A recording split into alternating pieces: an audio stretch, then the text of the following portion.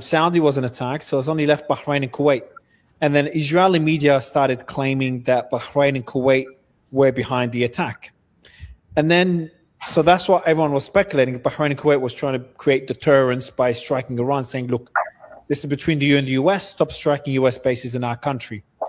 And then in the last few minutes, as you were coming on, Iranian media started denying the reports, saying, no, the reports of explosions in all these cities we reported in the last hour are all untrue. So I don't know. I told you it's going to be confusing. I don't know whether the Gulf did attack Iran, some Gulf countries, maybe Kuwait, Bahrain, and Iran didn't want to escalate, so they didn't want to make a big deal out of it. I don't know whether the air defenses were active or maybe anti-ship missiles launched from Iran, but there's no reports of that. But air defenses were active, and the Iranian media jumped to conclusions because everyone's on edge. So I don't really have anything conclusive for you, Colonel, that we can go off, but except these scattered information from different sources. But maybe I can start with this question. Would you be surprised if any Gulf country participated in an attack on Iran today? Absolutely. Very definitely. The only thing that sprung to my mind, it seems like a remote possibility, but that an Israeli strike was flown from a position along the Gulf.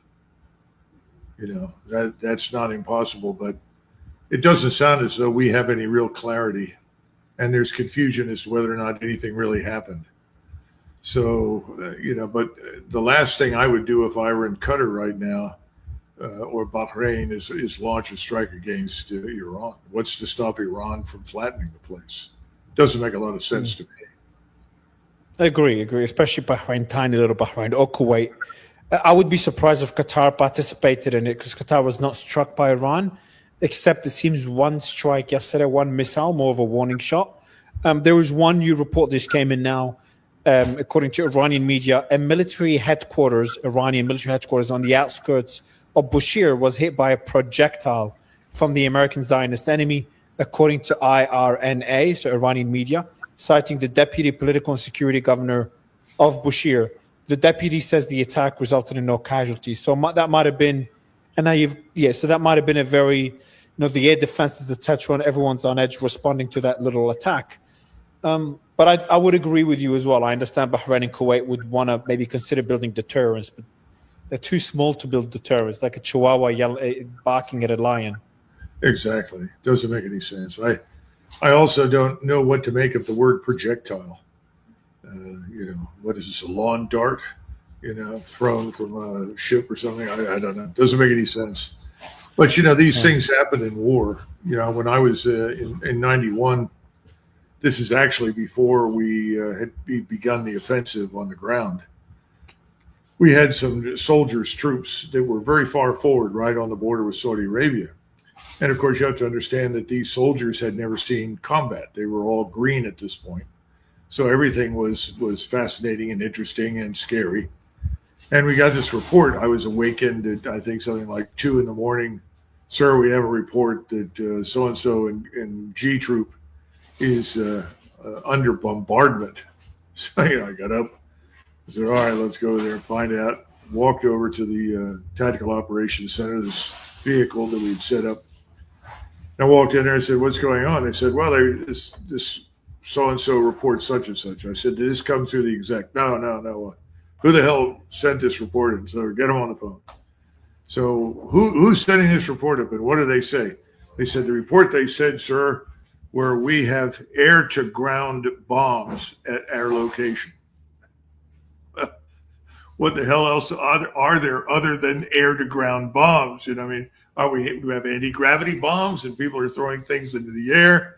So this is the dumbest thing I've ever heard. So then I said, wait a minute, get somebody else over there. Go up there, find out what the hell's going on, call me back. Well, it turned out they were watching A-10s that were flying over us. We had an A-10 squadron that ultimately flew over us for much of our offensive. And as they were pulling out, they were engaged by some anti-aircraft weapons or missiles. And so they had chaff that came out that looked like fireworks, and the chaff was designed to divert the missile. But these soldiers had never seen that before, and so they were convinced the chaff was meant for them and that they were under attack. So, you know, anything is possible in war, and the first reports you get is always wrong. Just remember that. Especially with so many parties involved in this war. You've got, remember, we had the reports earlier of Saudi and the UAE attacking Iran during the war. You've got Iran striking the Gulf. You've got the US and Iran being the two main players. You've got Israel jumping in whenever necessary. Then you've got the Houthis that might pop in here and there. So there is a lot of parties involved in this war. It makes it very confusing. How about those Balukis? Yeah, exactly. You saw the strike. Did you see the strike on the railway yesterday? Have you had a chance to look at that? You're talking about the one that connects to the Chinese and the Russians? Yeah, the one next to the Turkmenistani border. Yeah, and that's interesting. To me, that's very significant. That's where exactly. Well, I did save it to mention it to you. So the U.S. truck hit the Akteke Khan railway bridge in Golestan. So that's a bridge. It's the node connecting Xi'an to Tehran, so Xi'an in China, in 10 to 15 days overland. China's Belt and Road running straight through Iran. So it's Lisa, if you can, Stephanie now, the producer. Stephanie, I don't know if you can find the images. Lisa had them earlier to show them for the audience. But that was a railway line in Akala that, very close to Turkmenistan. But I don't know where it was attacked from. And also the damage is not that significant. So it seems more of a warning shot by the Americans. But it's interesting. It's very different to everything else we've seen. I'd love to get your thoughts on it. Well, it's interesting to see the photographs. I did not have the photographs when I received the report, and the report said that they thought they would have this repaired in 24 hours. Now, maybe that's possible, but looking at the damage, it looks like it may take a little longer than that. And this, of course, also highlights something else, that the Belt and Road, which is enormously important to everybody in Eurasia, is new, and not all of the rail lines are completed, and there has been some discussion and debate about where you can send the rail lines. The Chinese would like to have sent rail lines down through Pakistan in greater numbers and greater volume. That hasn't happened because the Chinese are not confident of security along the railways. Now, that may change, but this one is important because it tells me that someone in Washington said, well, we'll do some damage to this and try to signal that we can isolate Iran. And also as a message to the Chinese, since we tend to treat the Belt and Road as a threat to us. I don't subscribe to that view, but then again, I'm not a China threat hawk. But I see the Belt and Road as the alternative to the United States Navy represent a serious threat to China. We can shut down the whole Chinese coastline with our submarine fleet. Chinese know that. They've been through this before. Remember the Imperial Japanese Navy, before the Imperial Japanese Navy, the Royal Navy. So they don't want to be cut off. And so it becomes very important to build these overland routes. Now, as you can see from what you're showing up there right now, this is not going to change the game fundamentally. They'll repair the railway, and I think you'll see redundant railways show up in the near future. There are other ways to get into Iran as well across the Caspian. So it's not a strategic game changer, but I think you're making a valid point. It's a pretty serious message. I don't think it's a smart thing to do. I don't think it's going to change anything of consequence. But I think that there are people in the White House that probably thought in those terms. We've been down this road before. Well, hit so-and-so out there, that'll signal to them. We did this sort of thing in Vietnam along the border with China. We did it during the Korean War along the border with China. It didn't make any difference. Yeah, it is interesting. Like, I looked at it as a warning, but I'm like, warning of what exactly? Like, what does it really signal? Like, one of my guests who's part of the Belt and Road Institute, and he's been studying this for decades. He was on earlier today for the first time on the show, and he was explaining to me how significant this is, how this is a threat to U.S. hegemony. And you've studied history and you always reference history, Colonel. He started referencing how the corridors that were being built, I think from Russia to the Ottoman Empire, were seen as a threat by the British Empire before World War I, and that played a role in what eventually led to World War I. So that shows the significance of this Belt and Road Initiative by China as a threat or at least the US would perceive it as a threat to the hegemony and the hegemony in the region. And he mentioned a quote. He said this quote always stuck with him. A quote by Biden in 2022. He went to Saudi at the time in Riyadh in July 2022. So it's before October 7th. And he said during the Ukraine war, he said, "We will not leave a vacuum in this region, the Gulf, to be filled by Russia and China." So that was a statement that Biden made. So he referenced that statement as what this strike on the railway could include, as the Americans sending a warning to Iran and other countries part of the initiative. So that's some of my speculation, or his speculation. Well, the railway that you referred to before the First World War was the Berlin to Baghdad railway. Yeah. And that was taken as a threat by the British Empire, who wanted a monopoly of control over the sea lanes. And they also didn't want oil and anything else for that matter of significance transported overland. They wanted to make sure that whatever was moved out of the Middle East, particularly or with oil, would be at the mercy of the Royal Navy. And the Kaiser, who wasted a lot of money trying to build a German surface fleet, did have some strategic thinkers. And they said, look, we don't need a big fleet. We don't need, frankly, Bismarck was always opposed to colonies. So the Berlin to Baghdad railway came up. And that, of course, ran through the Ottoman Empire, of which Baghdad and Iraq, most of northern Iraq, well, in fact, all of Iraq was part of the Ottoman Empire at that stage. This time around, I don't think it's quite that significant. And I think there are people in Washington, as I said before, who are hopeful that this will be significant. In other words, they hope this frightens the Chinese or the Russians or something. It won't. It won't make any damn difference at all. We don't live in 1910. We're in a very different world today. And you have all of these countries and states across Central Asia who have an interest in participating in this Belt and Road project. They all stand to profit in some way. It's kind of an annoyance for the Chinese. We could do it much more easily across North America because we all speak the same language. We all have one law from the Atlantic to the Pacific. I wish we would do something similar to what the Chinese have done in Eurasia on the North American continent. I've written about that. I published about that. It's on my website. People can see it. It's called the Golden Spike Program. And it basically goes back to our railroad connectivity across the continent.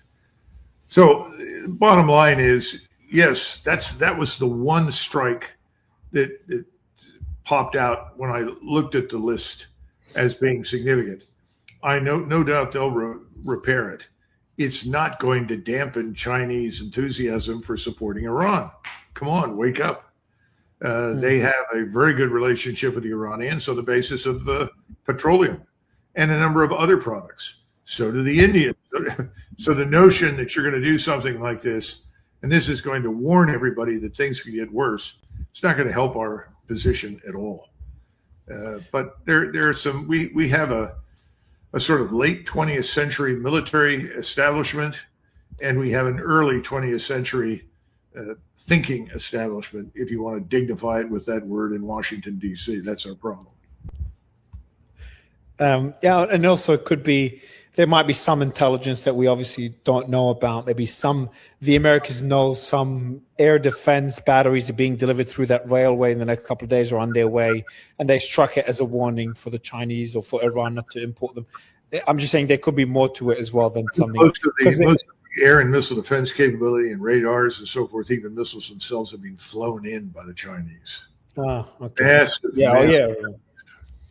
A very True, yeah. airlift on the scale of only something that we historically have been able to do.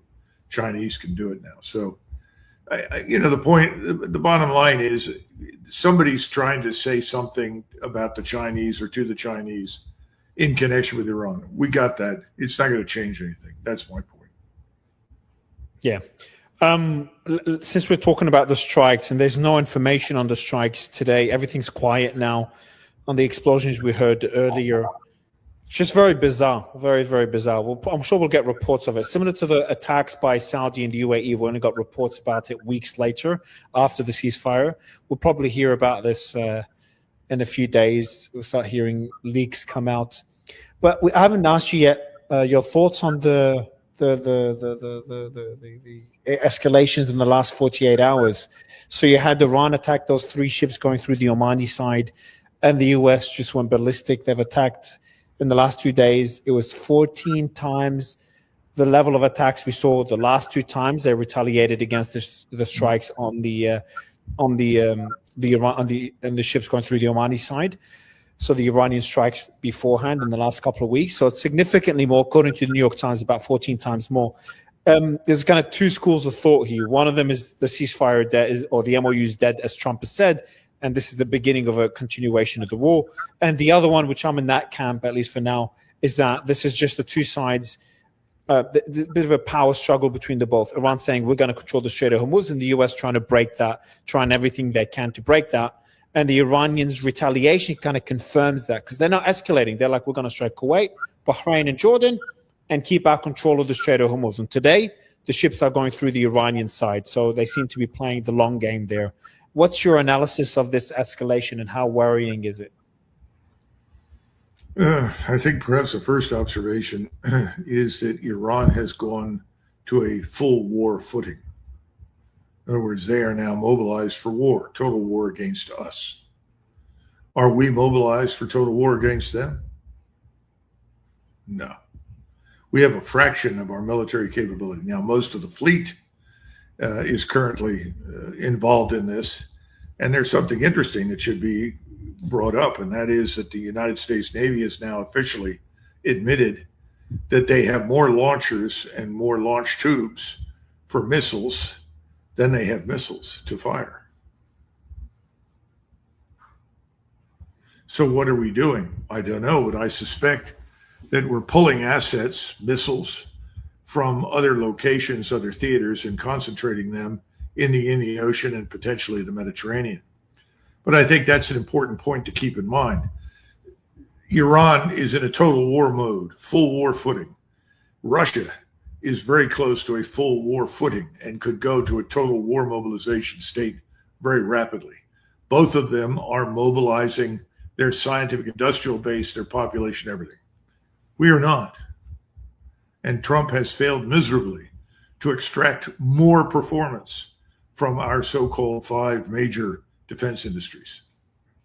So I guess, and I think it's an important observation, because the most important question is not what are we doing, because I can tell you we don't know what we're doing. We have no coherent military strategy because we have no attainable military political objective. We're back to the problem we began with. We have 93 million people living in an area the size of Western Europe, surrounded on 3 sides by mountains and on 1 side by impassable desert. Everything of real importance is a long, long flight for U.S. aircraft or for missiles. So what are we trying to achieve?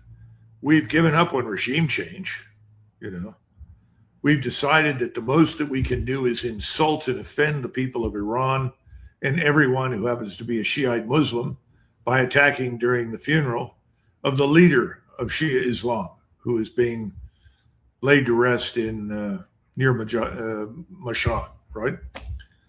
Dumb idea. We should have waited. We should have demonstrated some sort of sensitivity. Instead, we chose to insult everyone. This is hardened opposition to us. So what's your objective? If you can't bring the regime down, what are you bombing to get?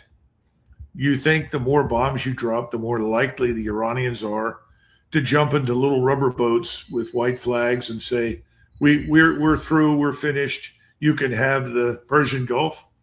That's not likely. So why are we attacking Bushehr? Because there's a nuclear power station there? Is that designed to endear us to the Iranians, or do we want a large nuclear accident and poisonous radioactivity all over the region? I mean, what are we doing? No one has explained it. What the hell is the objective?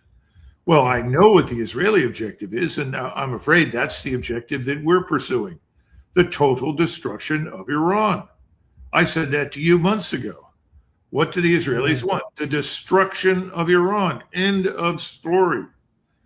We have no interest in that, never have. So what are we doing? We're trying to destroy Iran. Why would some man stand up who is in charge in the United States and say, I'm going to destroy a civilization in one night? Sheer unadulterated lunacy. We saw a glimpse of rationality with Donald Trump when he was in Versailles in Paris. And what did he say? He said, we've got to get this war over with. This could send the world into a global depression. That's why I signed the MOU. Well done, Mr. President. Thank you. That was the most intelligent action he's taken since this nonsense began. What's happened then? What's changed? Have we decided, oh, the hell with the world, send the world into a global depression? Can we do that? Well, what are the three things we ought to be focused on? Number one is oil. I don't know what the price is right now. A few hours ago, it was $78 a barrel. What is it now? Is it above 78? I think it'll go to 120 and 150 in the next few weeks. What about this business of restoring or resupplying the Strategic Petroleum Reserve? Remember Vice President Vance? Well, you got to understand, this is just a pause. We just want to refill everybody's oil reserves and get everybody healthy, and then we'll go back to war. Well, what's happened there? We've thrown that out. What about this thing called inflation? Inflation in the United States is getting worse. It's getting worse across the Western world. Wars breed inflation. This is only going to make matters worse. And then finally, it's time to look at the United States bond market. Yeah, we've talked about that. Look at the interest rates for the 10-year bond. That's the bellwether. Everybody who's an expert in the area told me to say, Doug, if we hit 5%, it's financial Armageddon. We go under. And it's climbing. Yeah. Yeah, we did a deep dive. I think you did a piece on it as well. We did a deep dive on it in our last discussion. I've got some information to just, because you started off by Iran is preparing for war. And there's indications of that. So the Iranian armed forces, as of yesterday, entered their highest rate of alert, highest state of alert, and moved to wartime conditions. Also, there's reports of special forces moving to the Iraqi Kurdistan region as well, worried about potential infiltration from there, which is bizarre to me. The Kurds can't do much in Iran. But then the more important one is yesterday, Tehran, according to the tanker trackers, they shipped out 10 million barrels of crude oil and fuel overnight. Massive amount of oil shipped out in case there is an American blockade or a continuation of the war. Similar to what we saw before this war. Remember the floating reserves? They had all these ships out there. So I saw those reports this morning, and I had someone close to me say, look, is it looking bad? Because I've been more on the optimistic side for a while. And I said, look, it wasn't great in the last 48 hours, but these indications are not good. But I want to give you a theory and let me know if you, by the way, Axios also put out a report that the White House is bracing for a weeks long fight with Iran. So this is not the end of it. Is it possible this is not a plan to continue a full-blown war? And the reason I don't think the US wants to continue war is for the reasons that we've talked about: depleted munitions, bond market, the economy, inflation, oil, strategic petroleum reserves, political suicide for Trump, allies being upset. All these different reasons make it, if you're looking at this from a pragmatic lens, just makes it such a stupid idea to continue the war. So could this be just literally the US trying to force Iran with a carrot and stick approach not to charge a fee in the Strait of Hormuz, saying, hey, we'll lift the sanctions, we'll unfreeze the assets, like Axios reported a few days ago, just don't charge a fee at the Strait of Hormuz, but if you don't accept, we'll bomb you. And Iran's just saying, we're going to charge a fee, you could do whatever you want, we're not budging. Could we just see that power dynamic playing out, or just more likely something more significant? The Turks just raised the fees for the Bosphorus passage through the Dardanelles by 15%. And what happened after World War I, in which the Turks were defeated, or at least they were on the losing side, they retained control of the Dardanelles. Persia or Iran is going to retain control of the Gulf. End of discussion. Forget it. Why did they hit all these bases again in these last targets? They blasted the living daylights out of bases they've hit previously, only made the damage much worse. Why? What's the message? We're not coming back. It's over. Our role in this region is at an end. Our hegemony over the region is at an end. No, there will be no negotiation over tolls or anything else in connection with the entrance to the Persian Gulf. Forget it. It's done. And you got to go back to the big issue again. What compels us to quit? In other words, that's where we are. The Iranians take the position, we're going to hold what we've got. We're going to defend ourselves. We'll use every missile at our disposal. We are in a war to the last missile. So we'll use whatever we have until we don't have any, number one. Number two, we're in this war until the financial crisis at home is so bad we can't continue. That's how this thing ends. There will be no agreement. I don't think anybody's going to sign anything. I think all of a sudden people are going to say, look, this is a stinker. Eventually, you're going to have people from the Senate, from the House, from industry who crowd into the Oval Office and say, listen, Donald, it's time to end this. It's not going to work. Pull the plug on this. If you don't pull the plug on it, you're not going to last because we can't tolerate this. Now, when does that happen? I don't know, but I think it's coming between now and the end of the year. He'll be lucky to survive. I said before, if he stops the war after this last round, before we began the new one, I said he can survive. All he has to do is sort of quietly withdraw, postpone any serious negotiations on big issues, get the strait open, demonstrate our sensitivity to the needs of our friends, allies around the world, forget the rest of it. Then he could stay in office.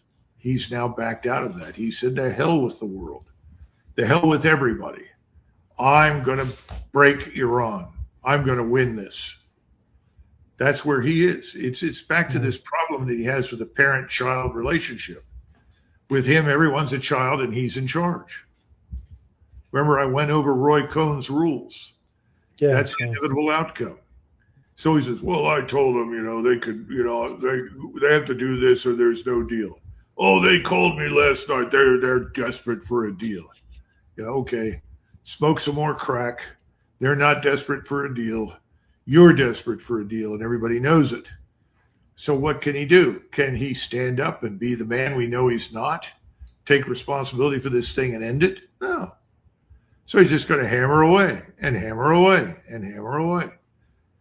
And eventually the other factors that you and I have been discussing will descend. They'll all converge on him and compel us to leave. And I don't think he'll make it. I think he'll be booted from office. Yeah, he told me that last time. Trump and Netanyahu spoke this evening, and they've agreed to continue close coordination between Israel and the U.S. on multiple regional issues. Trump briefed Bibi on recent U.S. operations in the Gulf. During the conversation, Bibi raised what his office described as, this is what I wanted to ask you about. Perfect. So Netanyahu raised what his office described as Turkish President Erdogan increasingly hostile rhetoric towards Israel and stressed the importance of maintaining Israeli security zones along its borders. And that goes to my next question. We've talked about Turkey before, and the rhetoric on the Israeli side just keeps getting, more and more hostile towards Turkey. And our friend Smotrich, probably one of the worst voices in Israel, went all the way to say to prepare for war with Turkey. Let me see if I can find. There it is. He said, Erdogan is a very dangerous man. Fine. Turkey, as it stands today, is a very significant threat to the state of Israel. Stupid, but fine. They've said this before. We are conducting very intensive discussions with the president and with the administration, Trump, and we are working very hard, both publicly and behind the scenes, to try to prevent the sale of the F-35s to Turkey, which we've spoken about.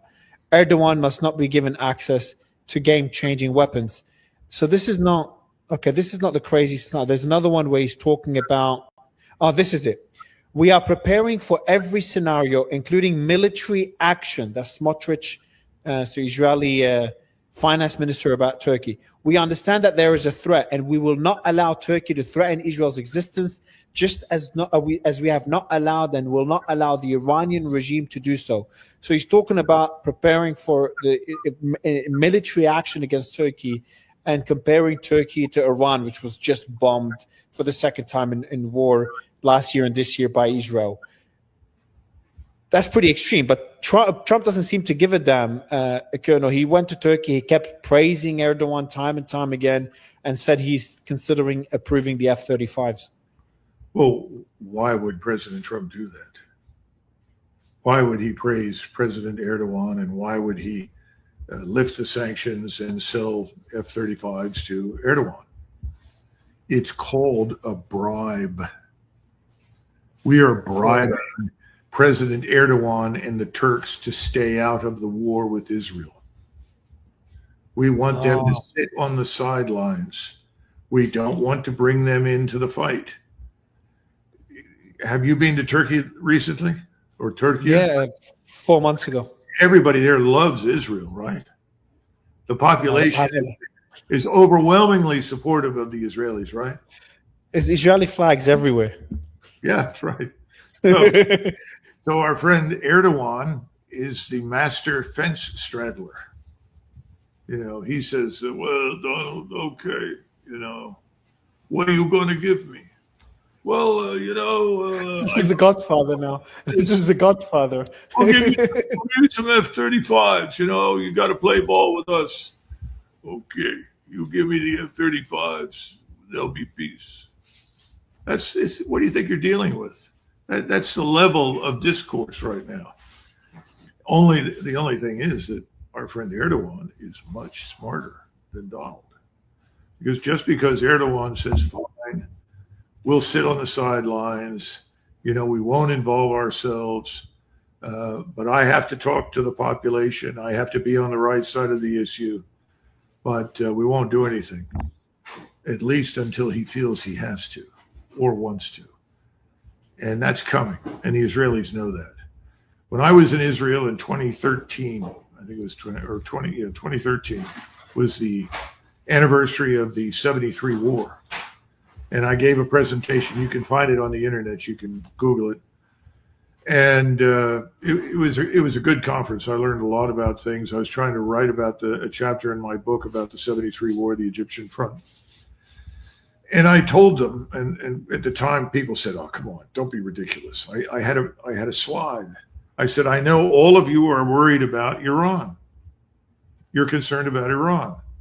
But historically, Iran is not a state with whom you have to have hostilities. In fact, the opposite is the case. Iran is the most inclined to cooperate with the West. And you and Iran share similar interests and some of the same opponents. So I said, I think you should start to look carefully at the one true potential existential threat to Israel that exists in the region. And that is the Turkish state. And everyone looked at me as though I was crazy. And I said, now, you and the Iranians can lob missiles and bombs at each other, but the Iranians can't invade Israel. The Turks can invade Israel. And you are living on territory that the Ottomans governed for hundreds of years. Do you remember? And you could have heard a pin drop in the audience, but ultimately, after it was over, several people came up and said, you're making a good point. They were depending upon, somebody found it. They were depending upon, so you can find the slide that shows you on Turkey. That's what's most interesting. They were very dependent upon the, what I would call the legacy of,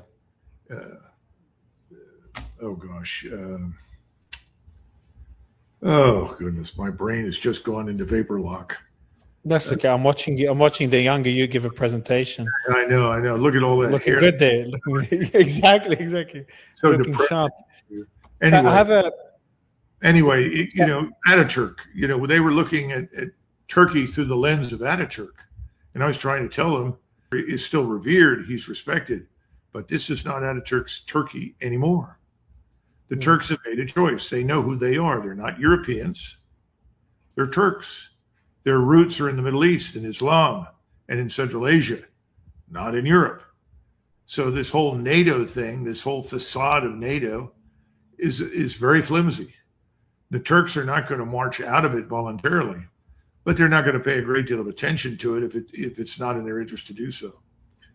And I think we need to understand that. And I think the Israelis have figured it out. Now, threatening to attack Turkey is a dumb idea.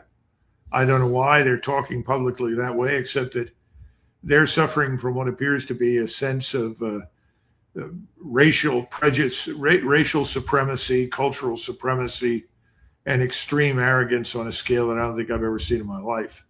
I don't know what's brought this on, but I think it's control of us.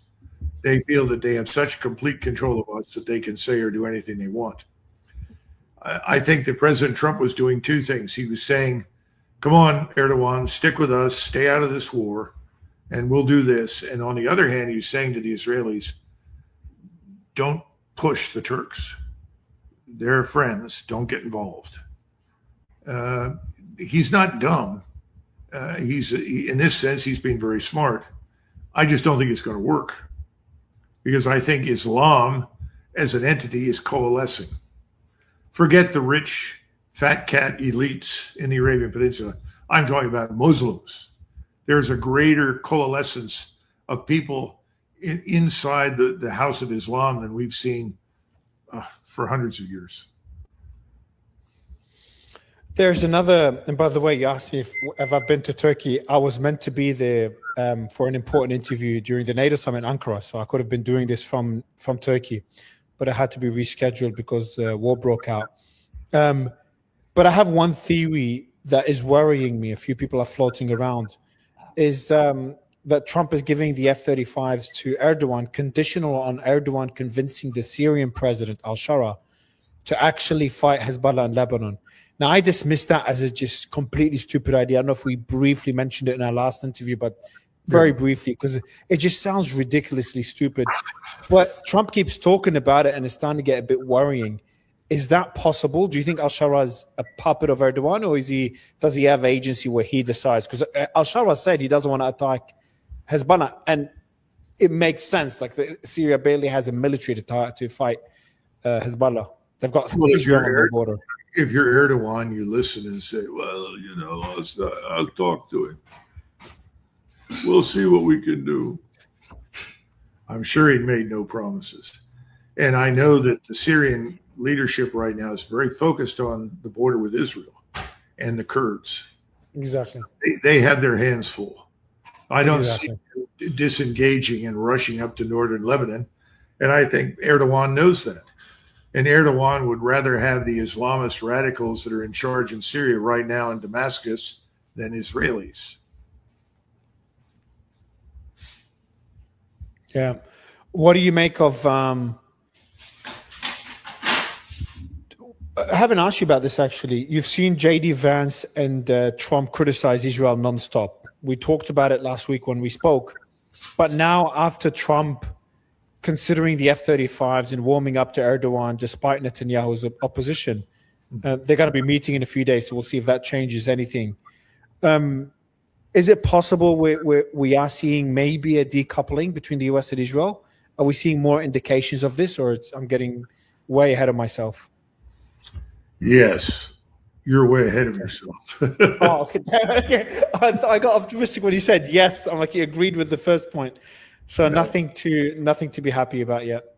No, I think until we are in serious financial economic trouble, that's key. We're not going to make any sudden moves in any particular direction. And this is the history of all great powers. They tend to be more aggressive at the end than at any point in their history. And then all of a sudden it stops and they're gone.